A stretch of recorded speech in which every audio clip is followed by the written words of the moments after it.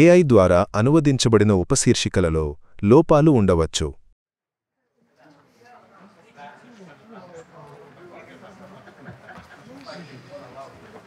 మీ అందరికీ శాంతి, ప్రేమ. ఒక చిన్న పిల్లాడు తన తాతయ్యతో, తాతయ్య, నువ్వు ఎప్పుడు నిద్రపోతావు అని అడిగిన విషయం నాకు గుర్తుంది. తాతయ్య, నువ్వు అలాంటిది ఎందుకు అడుగుతున్నావు అని అడిగాడు. అమ్మ చెప్పింది, తాతయ్య నిద్రపోయినప్పుడు అప్పుడు మనమందరం ధనవంతులం అవుతాము అని. స్నేహితులారా,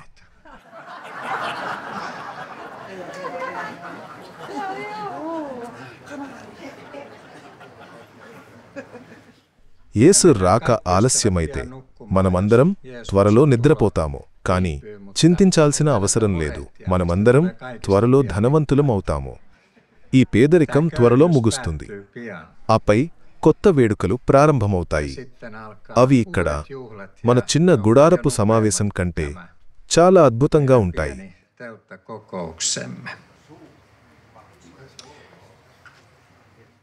జెకర్యా గ్రంథం 4వ అధ్యాయానికి సంబంధించిన ఒక అంశం నా హృదయంలో ఉంది. liittyy Sakarian kirjan 4. lukuun. Ei sotaväellä eikä voimalla, vaan minun hengelläni sanoo Herra Sebaot. బలము చేత కాదు, పరాక్రమము చేత కాదు, నా ఆత్మ చేతనే అని సైన్యముల అధిపతియగు యెహోవా సెలవిచ్చుచున్నాడు. ఓ గొప్ప పర్వతమా, నీవెవరు? జెరుబ్బాబెలు ఎదుట నీవు సమభూమిగా మారుదువు.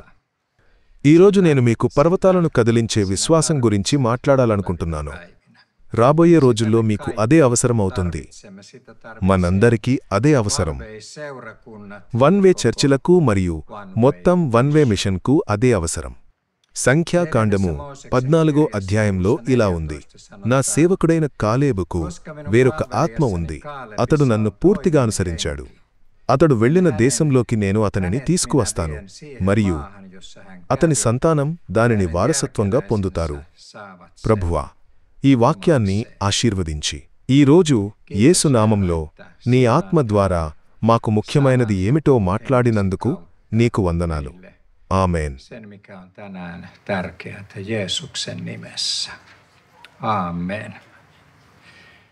ఈ లేఖన భాగం మోషే వాగ్దాన దేశంలోకి గూఢచారులను పంపిన సందర్భానికి సంబంధించినది. గూఢచారులు తిరిగి వచ్చి తాము చూసిన వాటిని నివేదించారు. మీరు మమ్మల్ని పంపిన దేశానికి మేము వెళ్ళాము. అది నిజంగా పాలు తేనెలు ప్రవహించే దేశం, మరియు ఇది దాని పండు. అయినప్పటికీ ఆ దేశంలో నివసించే ప్రజలు బలవంతులు, నగరాలు కోటలు కట్టబడి చాలా పెద్దవిగా ఉన్నాయి. అంతేకాకుండా అక్కడ అనాకు సంతతిని కూడా చూశాము. కాలేబు మోషేకు వ్యతిరేకంగా సనుగుతున్న ప్రజలను శాంతింపజేయడానికి ప్రయత్నించి, మనం వెంటనే వెళ్ళి దానిని స్వాధీనం చేసుకుందాం, ఎందుకంటే మనం దానిని జయించగలము అన్నాడు. అయితే అతనితో వెళ్లిన మనుష్యులు, ఆ ప్రజల మీదకు వెళ్లడానికి మనకు శక్తి లేదు, ఎందుకంటే వారు మనకంటే బలవంతులు అన్నారు. అప్పుడు దేవుడు, వారి తండ్రులకు నేను ప్రమాణం చేసిన దేశాన్ని వారిలో ఒక్కడు కూడా చూడడు.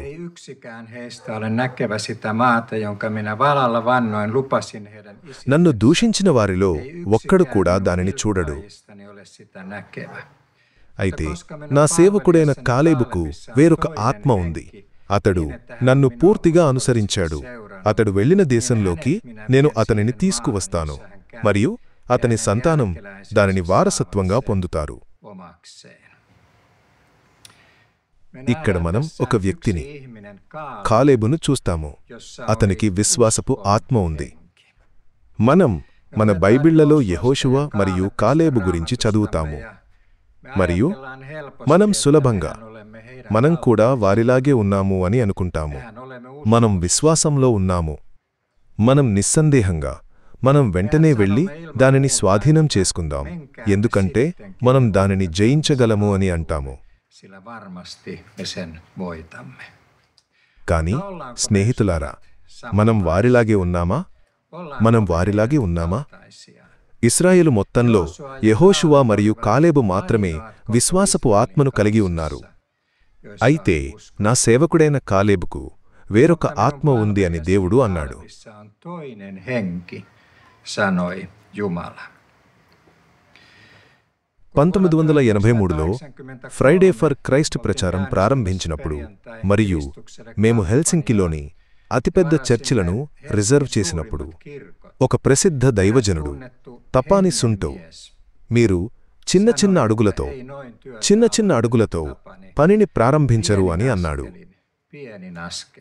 పని ప్రారంభమై పెద్ద చర్చిలు నిండిపోయి అందరికీ కూర్చోవడానికి కూడా చోటు దొరకనప్పుడు పరిస్థితి పూర్తిగా భిన్నంగా ఉంది.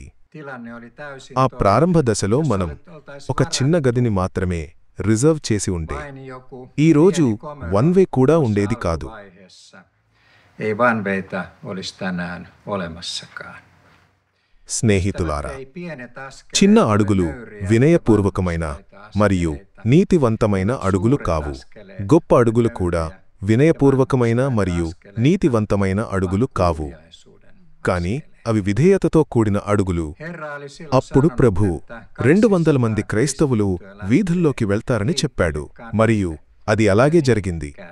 మేము ప్రపంచవ్యాప్తంగా మిషనరీ పనిని ప్రారంభించినప్పుడు ఒక చాలా ప్రసిద్ధ ఆధ్యాత్మిక ప్రభావశీలుడు ఫిన్లాండ్లో ఇప్పటికే తగినంత మిషనరీ సంస్థలు ఉన్నాయి, ఇక్కడ కొత్తవి అవసరం లేదు అని అన్నాడు. ఈరోజు వందలాది అనాథలకు, వీధి పిల్లలకు, విడిచిపెట్టబడిన వితంతువులకు, వికలాంగులకు మరియు ఖైదీలకు ప్రపంచవ్యాప్తంగా వన్ వే చర్చిలలో పెరుగుతున్న 10,000 మంది విశ్వాసులకు ఆ మాట చెప్పండి. వారికి వన్ వే అత్యవసరంగా మరియు చాలా అవసరం.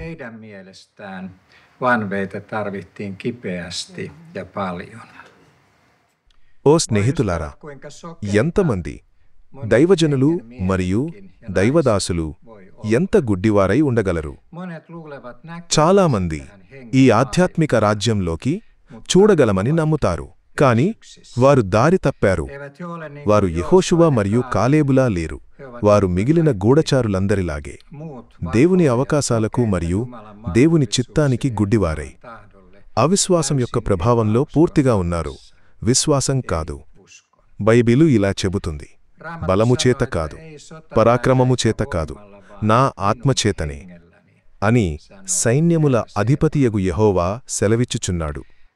మేము ఫిన్లాండ్ అంతటా వన్ వే చర్చిలను స్థాపించడం ప్రారంభించినప్పుడు ఒక ప్రసిద్ధ అమెరికన్ సువార్తికుడు తపాని సుంటో అనేక చర్చిలను ప్రారంభించవద్దు, ఒక కొత్త చర్చి సరిపోతుంది అని అన్నాడు. చిన్న అడుగులు. స్నేహితులారా, మనం చిన్న అడుగులతో ముందుకు సాగి ఉంటే బహుశా వన్ వే చర్చి ఈరోజు ఎస్పూ మరియు వాంటాలో మాత్రమే ఉండేది. ఇప్పుడు ప్రస్తుతం సుమారు 30 ప్రదేశాలు ఉన్నాయి, మరియు ఎక్కువ మంది ప్రజలు వస్తున్నందున చాలామంది కొత్త సౌకర్యాల కోసం చూస్తున్నారు. ఫలితంగా ఈ వన్ వే సెంటర్, హౌహోలోని మినిస్ట్రీ సెంటర్ కూడా హౌహోలో ఉనికిలోకి వచ్చింది. మరియు ఇంకా చాలా చిన్న అడుగులు వినయపూర్వకమైన మరియు నీతివంతమైన అడుగులు కావు. గొప్ప అడుగులు కూడా వినయపూర్వకమైన మరియు నీతివంతమైన అడుగులు కావు, కాని అవి విధేయతతో కూడిన అడుగులు. అమెరికా నుండి వచ్చిన ఈ ప్రసిద్ధ పాస్టర్ దేవుడు ఏమి అనుకుంటున్నాడో అడగలేదు. అతను తన సొంత జ్ఞానంపై మాత్రమే ఆధారపడ్డాడు. సహజమైన వ్యక్తి తన సొంత జ్ఞానం మరియు తన సొంత అనుభవాలపై నమ్మకంతో జీవితంలో ముందుకు సాగుతాడు, కాని దేవునిపై కాదు.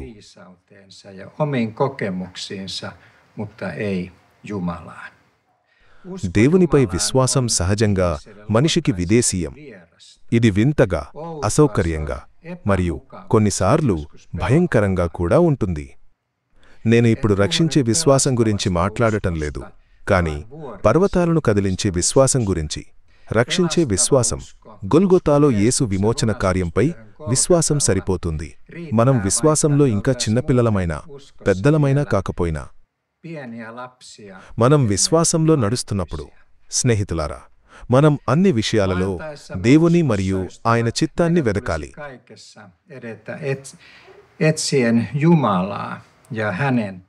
విశ్వాసపు అడుగులలో ముఖ్యమైనది ఏమిటంటే దేవుడు ఏమి చేస్తున్నాడో మనం అర్థం చేసుకోవడం మరియు చూడటం మరియు మనం ఆయన స్వరాన్ని వినడం.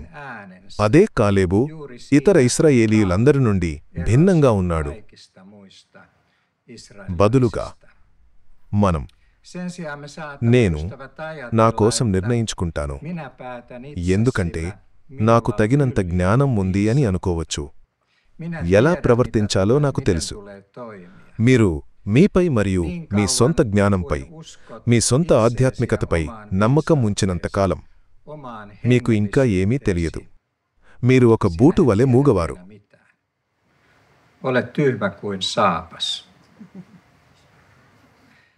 బైబిలు ఇలా చెబుతుంది, ఎవరూ తనను తాను మోసం చేసుకోకూడదు. మీలో ఎవరైనా ఈ యుగంలో జ్ఞానిగా ఉన్నారని అనుకుంటే అతను జ్ఞాని కావడానికి అవివేకిగా మారాలి. తపాని సుంటో ఒక కోకిల గడియారం వలె మూగవాడు. అవును, అది కూకూ అని అరవగలదు, కాని దానికి చెప్పడానికి ఏమీ లేదు. ప్రజలకు ఆహారమిచ్చే బోధన కూడా పైనుండి జీవముగల దేవుని నుండి వస్తుంది. అక్షరం చంపుతుంది, కాని ఆత్మ జీవింపజేస్తుంది. ఎమ్మావు మార్గంలో యేసును కలుసుకున్న తరువాత శిష్యులు, ఆయన మాతో మాట్లాడినప్పుడు మా హృదయం మండుట లేదా అని అన్నది మీకు గుర్తుందా? దేవుని ఆత్మ మాట్లాడటానికి అనుమతించబడిన ప్రతిచోట ఈ అనుభవం మళ్లీ మళ్లీ పునరావృతమవుతుంది. యేసు ఆత్మవాక్యాన్ని సజీవంగా చేస్తుంది. మన జ్ఞానానికి అందులో పెద్ద ప్రాముఖ్యత లేదు.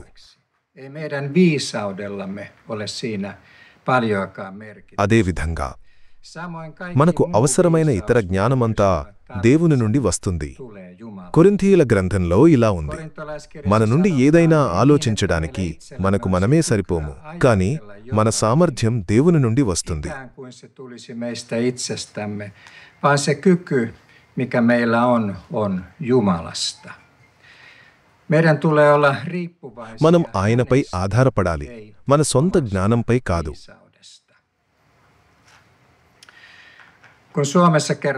ఫిన్లాండ్లో స్వీడిష్ వారి గురించి జోకులు చెప్పినప్పుడు హాలండ్లో బెల్జియన్ల గురించి జోకులు చెబుతారు. ఒక వార్తాపత్రికలో బెల్జియన్ల గురించి ఒక జోక్ ఉంది. కొంతమంది బెల్జియన్ పోలీసు అధికారుల కాలర్లపై 3 ర్యాంక్ చిహ్నాలు ఉంటాయి, మరికొందరికి 2 మరియు కొందరికి 1 మాత్రమే ఉంటాయి అని అందులో ఉంది. 3 ర్యాంక్ చిహ్నాలు ఉన్నవారు చదవగలరు మరియు వ్రాయగలరు. 2 ర్యాంక్ చిహ్నాలు ఉన్నవారు చదవగలరు మాత్రమే. 1 ర్యాంక్ చిహ్నం ఉన్నవారు చదవగల మరియు వ్రాయగల వ్యక్తిని ఎరుగుదురు.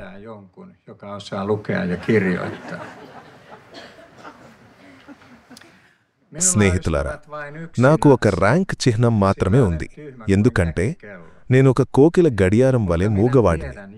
కాని నాకు తెలిసిన ఒక వ్యక్తి మరింత జ్ఞానవంతుడు. ఆయన యేసుక్రీస్తు. పౌలు, నేను ఎవరిని నమ్మానో నాకు తెలుసు అని అన్నాడు.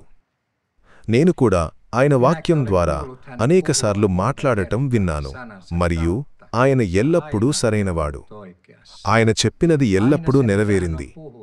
అందువల్ల నేను నా సొంత జ్ఞానం కంటే ఆయనను చాలా ఎక్కువగా నమ్ముతాను. మేము భారతదేశంలో వన్ వే పనిని ప్రారంభించడానికి బయలుదేరినప్పుడు చాలామంది, మంచి ప్రజలారా, అలాంటి పనిని చేపట్టవద్దు అని అనుకున్నారు. దీనికి లక్షలాది ఖర్చవుతుంది. మీకు సమర్థవంతమైన సిబ్బంది, మౌలిక సదుపాయాలు, భాష తెలిసిన స్థానిక నాయకత్వం, ఒక న్యాయవాది, ఒక అకౌంటెంట్ అవసరం. మీకు అన్ని రకాల విషయాలు అవసరం. మీరు ప్రపంచానికి అవతలి వైపు నివసిస్తున్నారు మరియు హెల్సింకి వీధుల్లో మాత్రమే పనిచేశారు. మీకు అలాంటి పనికి నైపుణ్యాలు లేదా నిధులు లేవు. మీరు చర్చి ఎలుక వలె పేదవారు. వారు పూర్తిగా సరైనవారు. మేము దానికి సరిపోము. కాని ఏమి జరిగింది? స్నేహితులారా, డబ్బు అయిపోయిందా? సామర్థ్యాలు అయిపోయాయా? మేము భారతదేశానికి బయలుదేరినప్పుడు మాకు €1 కూడా లేదు. కానీ మేము తదుపరి 25 సంవత్సరాలలో మిలియన్ల యూరోలు ఖర్చు చేశాము.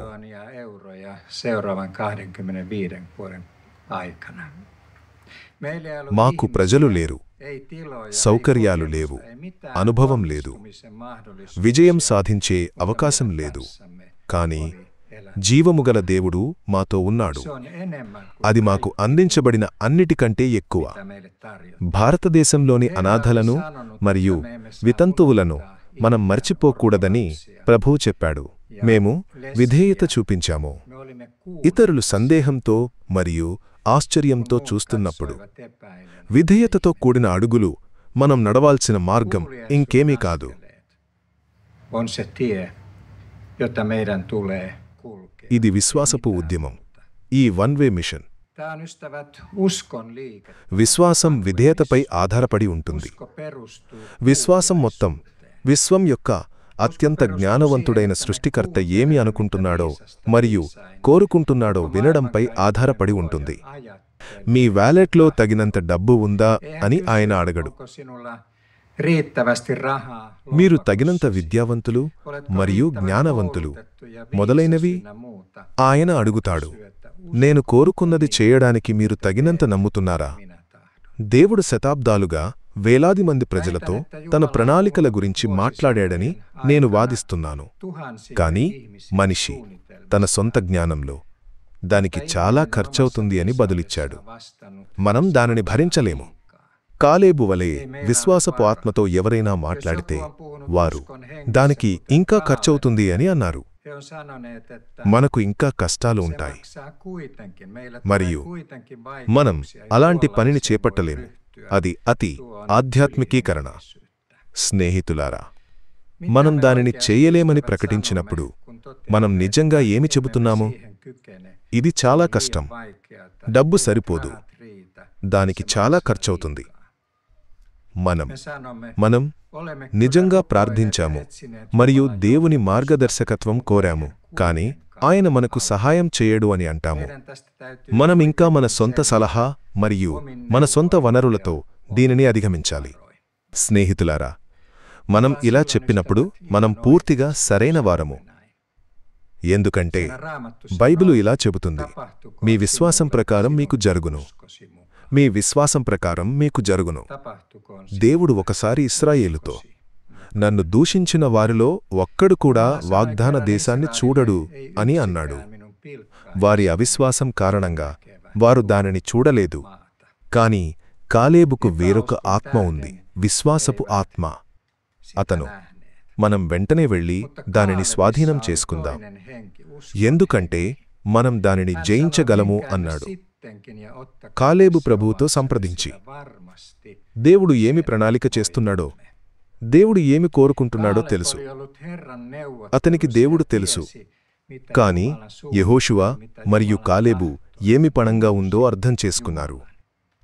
ఇతరులందరూ దేవుని అవకాశాలకు గుడ్డివారై వాటిని దాటి వెళ్లారు. Kaikki muut olivat sokeita Jumalan mahdollisuuksille ja kulkivat. స్నేహితులారా, మన విశ్వాసం ప్రకారం మనకు ఎల్లప్పుడూ జరుగుతుంది. Aina usko. అది ఆధ్యాత్మిక జీవిత నియమాలలో Se on ఒకటి. eräs hengellisen elämän దేవుడు విశ్వాసం ఆయనను ఎక్కడికి తీసుకువెళితే అక్కడికి వెళ్తాడు. ఒక్క అడుగు కూడా ముందుకు కాదు. తన సొంత జ్ఞానంపై మాత్రమే ఆధారపడే వ్యక్తికి విశ్వాసపు అడుగులు అపారమైన ప్రమాదం. కాని దేవుని మాట విని నమ్మే వ్యక్తికి విశ్వాసపు అడుగులు వేయడానికి నిరాకరించడం అపారమైన ప్రమాదం. Uskon askeleista kieltäytyminen on valtava riski. అవిశ్వాసులైన ప్రజల గురించి దేవుడు, నన్ను దూషించిన వారిలో ఒక్కడు కూడా వాగ్దాన దేశాన్ని చూడడు అని అన్నాడు. Olen näkevä luvattua maata. Mitä viisaat 2000 సంవత్సరంలో మూసివేయబడిన కమ్యూనిస్టు చైనాలో మిషనరీ పనిని ప్రారంభించాలని మేము నిర్ణయించుకున్నప్పుడు జ్ఞానవంతులైన విశ్వాసులు ఏమి అనుకున్నారు? 2000? అక్కడ రోగుల కోసం, తిరస్కరించబడిన పిల్లల కోసం అనాథాశ్రమాలను ఎవరూ స్థాపించలేరు. అది అసాధ్యం. అక్కడ విశ్వాసిగా ఉండటం ప్రమాదకరమైనప్పుడు మీరు చర్చిలను స్థాపించలేరు. Seurakuntia, kun uskovana oleminenkin on vaarallista. Eihän siellä voi painaa hengellistä అక్కడ మీరు kirjaa, ఆధ్యాత్మిక jos సాహిత్యాన్ని ette ముద్రించి sitä. పంపిణీ చేయలేరు. Ettehän te osaa మీరు puhua చైనీస్ edes కూడా kiinaa, మాట్లాడరు ettekä tunne మరియు sitä. అక్కడ మీకు ఎవరూ తెలియదు. Tuohan on అది täysin పూర్తిగా järjetöntä. అసంబద్ధం. మీరు అలాంటి పనికి సమర్థులు కారు. వారు పూర్తిగా సరైనవారు. దేవుడు లేకుండా అదంతా పూర్తిగా అసాధ్యం. కాని స్నేహితులారా, మేము ఇవన్నీ మరియు ఇంకా చాలా చేశాము. 20 సంవత్సరాలకు పైగా వన్ వే అక్కడ పనిచేసింది. దేవుడు కోరుకున్నంత కాలం మేము చాలామంది విడిచిపెట్టబడిన అనాథ పిల్లలను రక్షించాము, చర్చిలను స్థాపించాము, సాహిత్యాన్ని పంపిణీ చేశాము మరియు ముద్రించాము. మరియు మేము ఇంకా చాలా చేశాము. అదృష్టవశాత్తు తగినంత అవివేకులైన ప్రజలు ఉన్నారు. తద్వారా వారు తమ సొంత జ్ఞానంపై కాకుండా దేవునిపై నమ్మకం ఉంచారు.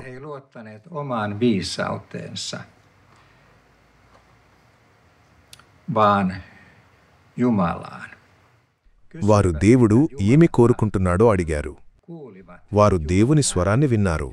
స్నేహితులారా, అలాంటి ప్రజలు ఎప్పుడూ ఎక్కువ మంది లేరు, కానీ సరిపోతుంది. వారు మనం వెంటనే వెళ్ళి దానిని స్వాధీనం చేసుకుందామని అన్నారు. చర్చిలో కూడా దేవునిపై విశ్వాసం అరుదుగా ఉంటుంది, మనం తరచుగా ఊహించిన దానికి భిన్నంగా. అవును, మనకు రక్షించే విశ్వాసం ఉంది మరియు మనం పరలోక రాజ్యానికి వెళుతున్నాము. కాని పర్వతాలను కదిలించే విశ్వాసం వేరే విషయం. దానికి లోతైన వినయం అవసరం. దానికి తన సొంత చిత్తానికి మరణించడం అవసరం. దానికి దేవుణ్ణి తెలుసుకోవడం మరియు ఆయన మార్గాలను అర్థం చేసుకోవడం అవసరం.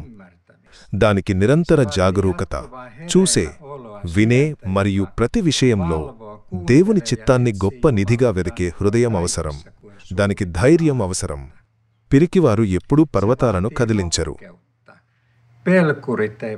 విశ్వాసపు అడుగులకు ధైర్యం అవసరం. కాని దేవుడు ఆయనను వెదకే వారికి ఆ ధైర్యాన్నిస్తాడు. విశ్వాసపు ఆత్మలో జీవించడం ఒక దత్తత కాదు, కానీ దానికి పూర్తిగా వ్యతిరేకం. కాని మనకు అదే అవసరం. స్నేహితులారా, మన ముందు ఒక కష్టమైన సమయం ఉంది. అందులో మనకు దేవునిపై విశ్వాసం తప్ప వేరే భద్రత లేదు. నిజమైన విశ్వాసం ఏమిటో మనం కాలేబు నుండి నేర్చుకోవాలి.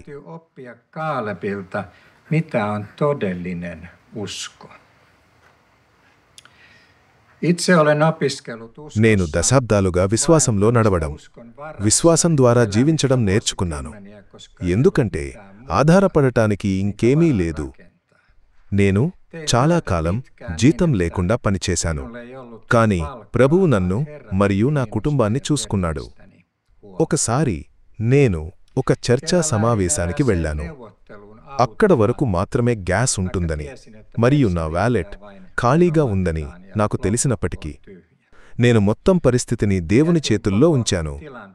నేను ఆ సమావేశానికి వెళ్ళాను మరియు అది జరిగింది. సమావేశం ముగిసిన తర్వాత ఇంటికి ఎలా వెళ్లాలో నాకు తెలియదు. అప్పుడు ఒక వ్యక్తి నా దగ్గరకు వచ్చి నాకు 40 ఫినిష్ మార్కాలు ఇచ్చాడు మరియు మీకు ఇది ఖచ్చితంగా అవసరమని అన్నాడు. కాబట్టి నేను ఇంటికి వెళ్ళాను మరియు ప్రయాణం జరిగింది. స్నేహితులారా, దేవుడు నమ్మదగినవాడు.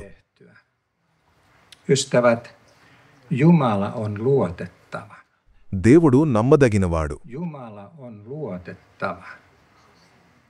మీరు ప్రతి విషయంలో దేవుని చిత్తాన్ని చేయడానికి ప్రయత్నించినప్పుడు ఆయన మిమ్మల్ని చూసుకుంటాడు.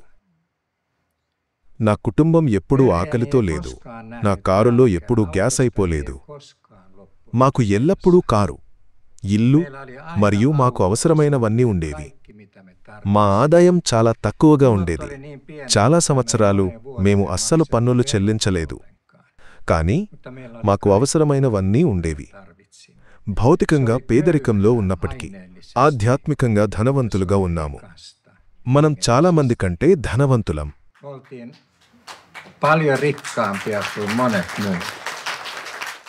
దేవునిపై విశ్వాసం ఒక వ్యక్తి జీవితాన్ని అపారంగా ఆసక్తికరంగా చేస్తుంది, ఉత్తేజకరంగా, అపారంగా ధనవంతంగా. Valtavan mielenkiintoista.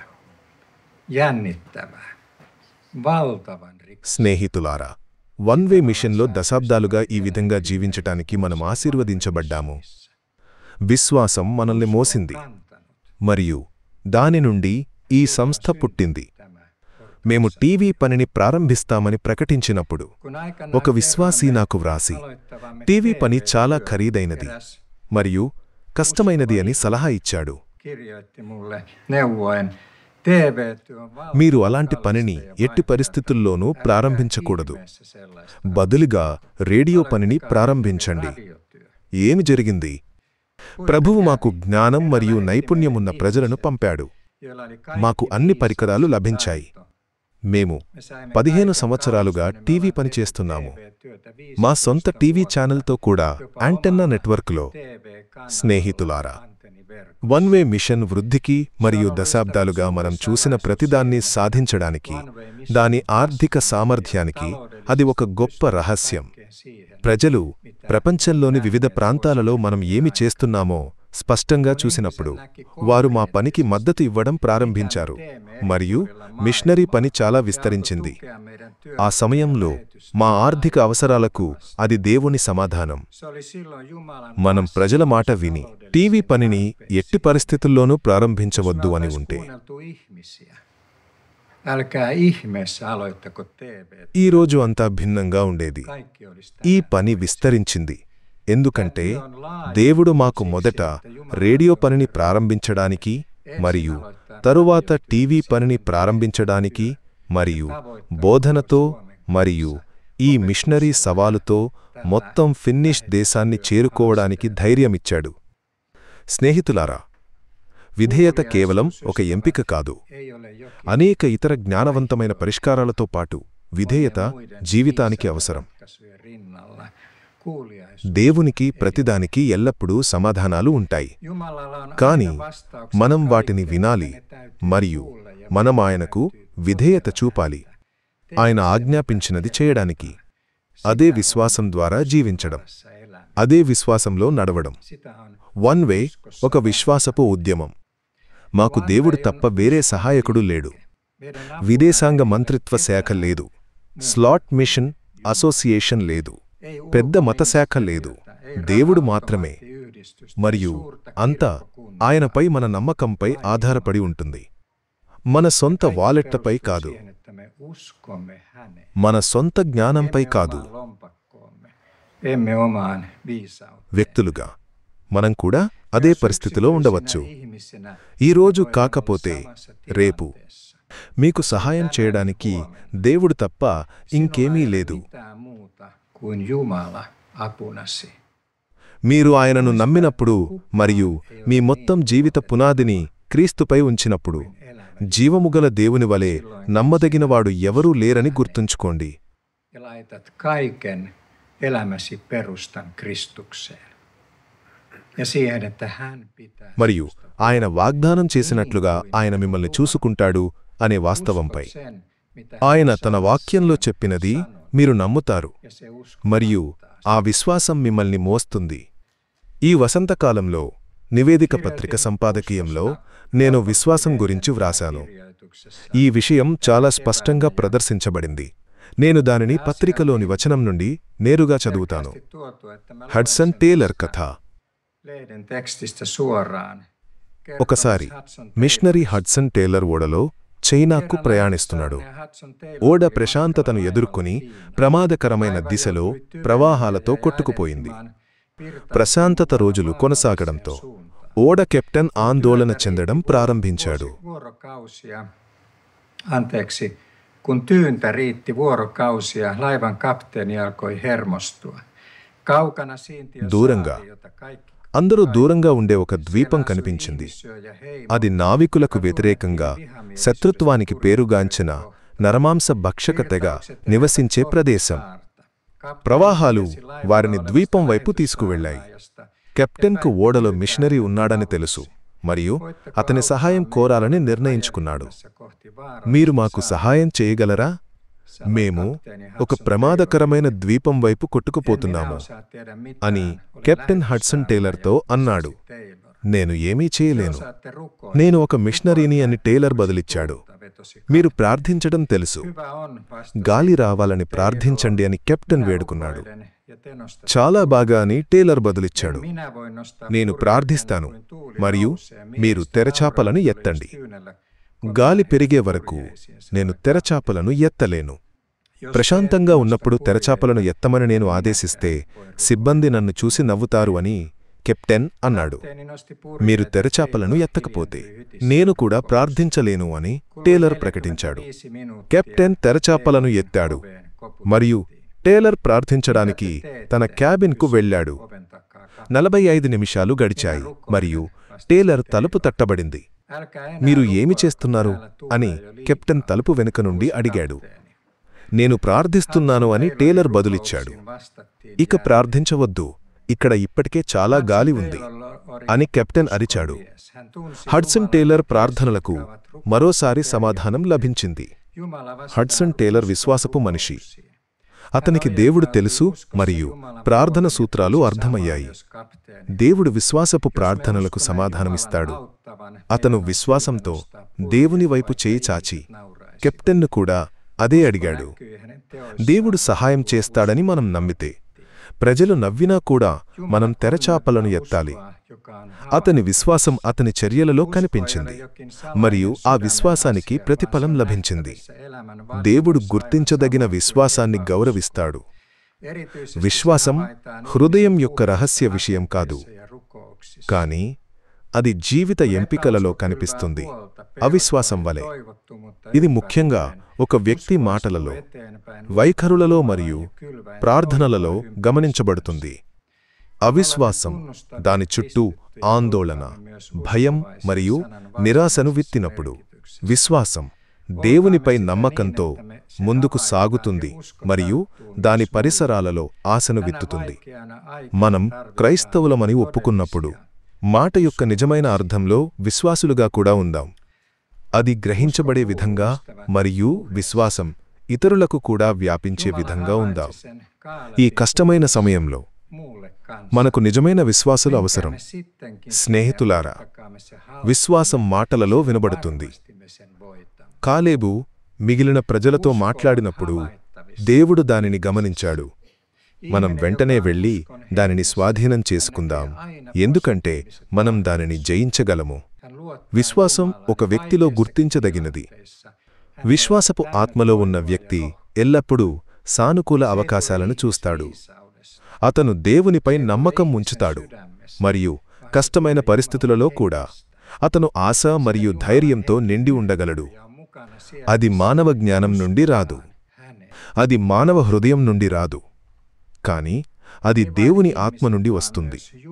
ఎందుకంటే దేవుని ఆత్మ ఐక్యపరుస్తుంది మరియు ఆయన నమ్మబడిన చోట ఉంటుంది. ప్రజలు మాత్రమే కాదు, దేవుడు కూడా మనం ఏమి చెబుతున్నామో వింటాడు. మనం మన చుట్టూ విశ్వాసాన్ని విత్తుతాము లేదా అవిశ్వాసాన్ని విత్తుతాము. ఒకసారి మేము హెల్సింకి నగరంలో అర్ధరాత్రి గొప్ప కష్టంలో ఉన్నాము. ప్రభువు మాకు చేయమని చెప్పినది మేము చేశాము మరియు ఆయనను నమ్మాము. చివరకు ఇంటికి వెళ్లాలని నిర్ణయించుకున్నప్పుడు అది అర్ధరాత్రి మరియు మేము ఒక గేట్వే నుండి బయలుదేరుతున్నప్పుడు గేట్వేను మూసివేసే అడ్డంకి లాక్ చేయబడిందని మేము గమనించాము. మేము బయటకు వెళ్లలేకపోయాము. ఎంత అడ్డంకిని కదిలించినా ఏమీ సహాయం చేయలేదు. అప్పుడు ఎవరికో ఒక అద్భుతమైన ఆలోచన వచ్చింది. మనం ప్రార్థిస్తే, కాబట్టి మేమొక క్షణం ప్రార్థించాము మరియు దేవుని సహాయం కోరాము. అప్పుడు ఒక స్త్రీ అడ్డంకి దగ్గరకు వెళ్లి తన చూపుడు వేలితో దానిని పైకి లేపింది మరియు మేము ఆ గేట్వే నుండి బయటకు వెళ్ళాము. అది ఎలా తెరుచుకుందో ఎవరికీ తెలియదు, కాని మేము ప్రార్థించినప్పుడు అది తెరుచుకుంది. మేము దేవుని పనిలో ఉన్నాము మరియు ఆయనపై ఆధారపడి ఉన్నాము మరియు మేము మళ్ళీ ఒక చిన్న అద్భుతాన్ని చూడగలిగాము. ఈరోజు అద్భుతాలు మరియు అద్భుతాలపై విశ్వాసం నొక్కి చెప్పబడుతున్నాయి. మనకు అద్భుతాలు చేసే దేవుడున్నాడు, కాని నిజమైన అద్భుతాలు విధేయత మరియు విశ్వాసంపై ఆధారపడి ఉంటాయి. అవి ప్రజలను సమావేశ మందిరాలకు ఆకర్షించే మరియు మందిరాలను నింపే సర్కస్ ట్రిక్కులు కావు. వినయంగా నడిచే చోట అద్భుతాలు జరుగుతాయి. దేవుని చిత్తాన్ని అడగడం మరియు దేవుడు అడిగినది చేయడం. అప్పుడు సర్వశక్తిమంతుడైన దేవుడు మనతో ఉంటాడు మరియు ఆయన మనకు బాధ్యత వహిస్తాడు. మరియు మనం గందరగోళమైన అధికమైన పరిస్థితులను ఎదుర్కొన్నప్పుడు ఆయన ప్రత్యక్షమవుతాడు. మరియు మేము ఈ అద్భుతాలను చూశాము. ప్రపంచంలోని వివిధ ప్రాంతాలలో వాటి గురించి చాలా గంటలు చెప్పగలను. ఎందుకంటే మనం చాలా అవివేకులము, చాలా పేదలము, చాలా నిస్సహాయులము. కాబట్టి మనకు దేవుడు అవసరం. మనం ఆయన చిత్తాన్ని చేసినప్పుడు దేవుడు మనతో వస్తాడు మరియు ఆయన అద్భుతాలు చేస్తాడు. కాని వాటి గురించి మనం ఇకపై గొప్పలు చెప్పుకోము.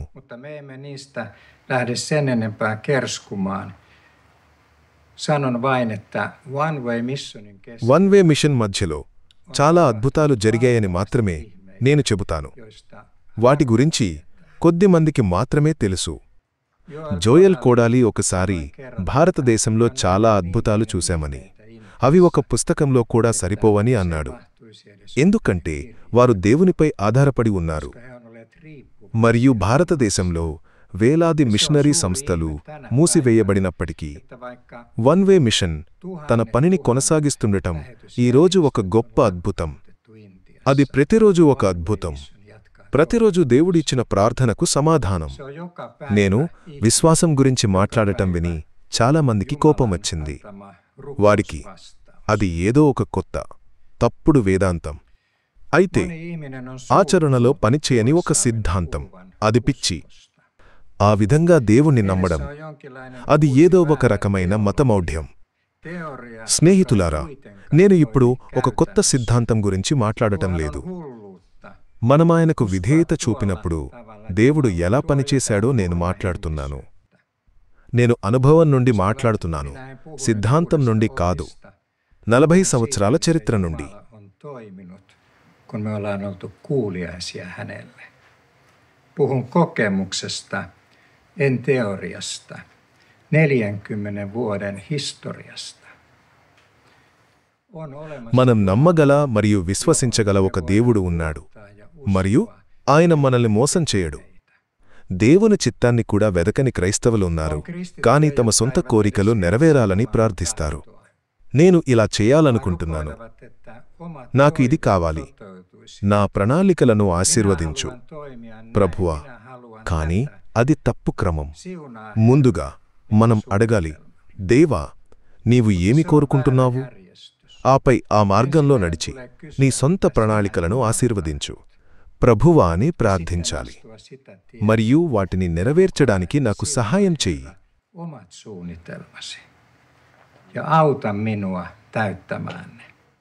కీర్తనలు 105 ఇలా చెబుతుంది, యెహోవాను, ఆయన బలమును వెదకుడి, ఆయన ముఖమును నిత్యము వెదకుడి, ఆయన చేసిన అద్భుత కార్యములను జ్ఞాపకము చేసుకొనుడి.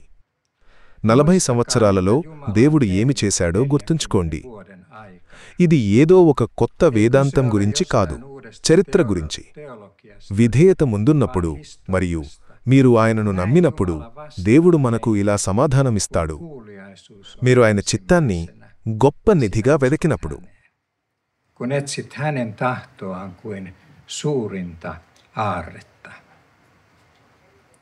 అప్పుడు ప్రజలు కొన్నిసార్లు ఎందుకు కోపంగా ఉంటారు? శరీరం ఆత్మకు వ్యతిరేకంగా పోరాడుతుందని బైబిలు చెబుతుంది.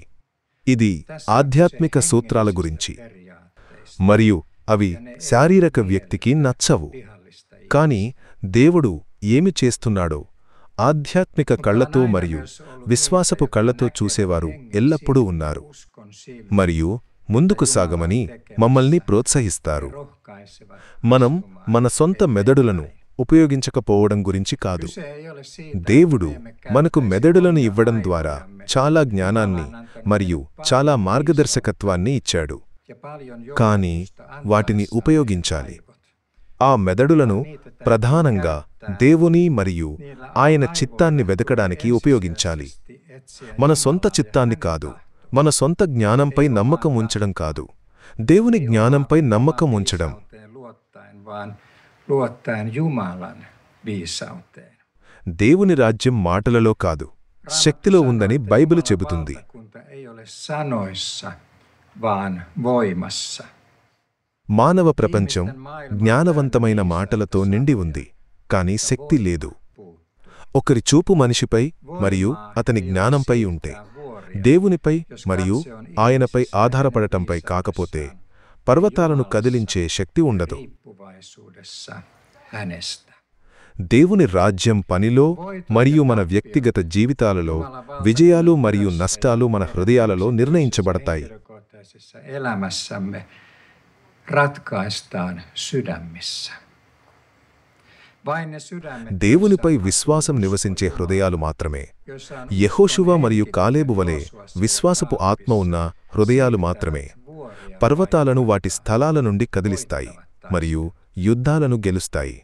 se voitto ఆ విజయం మన హృదయాలలో జరుగుతుంది. meidän sydämessä. యెహోషువ మరియు కాలేబు మాత్రమే Joosua వాగ్దాన ja Kaalev దేశాన్ని perivät వారసత్వంగా పొందారు. ఇంకెవరూ కాదు, Joosua ja Kaalev. బలము చేత కాదు, పరాక్రమము చేత కాదు, Ei sota నా ఆత్మ చేతనే అని సైన్యముల అధిపతియగు యెహోవా సెలవిచ్చుచున్నాడు. ఓ గొప్ప పర్వతమా, నీవెవరు? జెరుబ్బాబెలు ఎదుట నీవు సమభూమిగా మారుదువు. ప్రార్థన కోసం మనం నిశ్శబ్దంగా ఉందాం. rukoukseen. జీవముగల యేసు, చిన్న, బలహీనమైన, నిస్సహాయులైన ప్రజలుగా మమ్మల్ని నీ ముందు చూస్తున్నావు. ప్రభువా, మాకు తక్కువ అవగాహన, తక్కువ నైపుణ్యం మరియు జ్ఞానం ఉన్నాయి. ప్రభువా, మేము ఎంత పేదలమో నీవు చూస్తున్నావు మరియు మేము ఎల్లప్పుడూ అలాగే ఉన్నాము. కాని ప్రభువా, మాకు నీవు ఉన్నావు. మరియు ప్రభువా, ఈరోజు మేము ప్రార్థిస్తున్నాము, నిన్ను మరింత లోతుగా నమ్మడానికి మాకు నేర్పించు. విశ్వాసంలో నడవడానికి మాకు నేర్పించు. కాలేబు వలె జీవించడానికి మరియు ఉండటానికి మాకు నేర్పించు. అతనిలో విశ్వాసపు ఆత్మ ఉంది. అతని గురించి నీవు ఇతరుల కంటే భిన్నమైన ఆత్మ ఉందని చెప్పావు. Sinä sanoit, että hänessä on eri henki kuin toisissa. ప్రభువా, ప్రత్యక్షమై మమ్మల్ని బలపరచు. Ilmesty sinä ja vahvista sinä meitä. Kiitos యేసు, Jeesus, että నీ రాజ్యంలో మరియు tämä kaikki menee నీ రాజ్యపు పనిలో ఈ విజయమంతా మా జ్ఞానం, మా బలం, perustu meidän మా సంపదపై ఆధారపడి లేదు, voimaamme. కాని అది అంతా నీపై ఆధారపడి ఉంది. నీకు వందనాలు. అదంతా నీపై ఆధారపడి ఉన్నందున నీవు ఎవరినైనా ఉపయోగించగలవని అర్థం చేసుకోవడానికి మాకు సహాయం చెయ్యి. Voit myös ketä దేవుని నమ్మే మరియు విశ్వసించే ఎవరి ద్వారా అయినా నీవు ఏదైనా చేయగలవు. joka uskoo ja ప్రభువా, Jumalaa. మమ్మల్ని విశ్వాసపు ప్రజలుగా చెయ్యి. Tee meistä వారు uskon ihmisiä. తమ పరిసరాలను ఆశ మరియు విశ్వాసం మరియు ధైర్యంతో ప్రభావితం చేస్తారు. వారు ముందుకు సాగుతారు మరియు పర్వతాలను వాటి స్థలాల నుండి కదిలిస్తారు. Ja siirtävät vuoria päin. యేసు, మమ్మల్ని నిజమైన విశ్వాసులుగా చేయాలనుకుంటున్నావు. నీకు వందనాలు. Haluat tehdä meistä todellisia నిన్ను నమ్మే మనలో ప్రతి ఒక్కరిని ఉపయోగించాలనుకుంటున్నావు. jokaista, joka uskoo sinuun. యేసు నామంలో మమ్మల్ని ఆశీర్వదించడానికి ఉండు. ఆమెన్. Amen. ఏఐ ద్వారా అనువదించబడిన ఉపశీర్షికలలో లోపాలు ఉండవచ్చు.